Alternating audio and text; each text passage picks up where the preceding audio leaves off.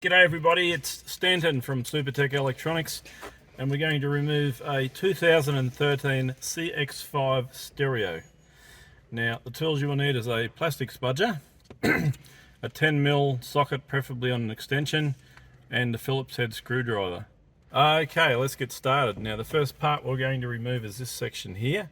It is held in with clips and it has one electrical connection at the back there. Ours is loose for video purposes, but we're going to start up this end and you'll need to support it. Get your fingers under it and support it slowly and pull it towards you. It is held in with these guys here, but they will let go, and it does have an electrical connection that plugs in right there. You'll need to unplug that, and we're just going to put that out of the way for the time being.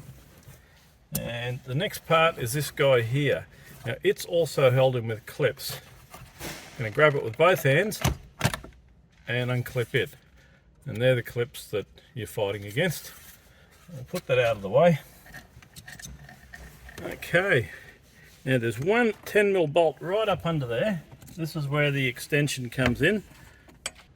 Okay, I loosened mine off with the socket, but so that you don't drop it down the end of the down behind the dashboard, you might want a long pair of nose pliers just to take that final bit out. Okay, and then we're left with two screws here. Alrighty, now that we've got all the screws and bolts out, this thing will come out. It is connected with some electrical harnesses on the back, which we're going to undo one at a time. Don't worry about getting them in the wrong place. They do only go in one spot.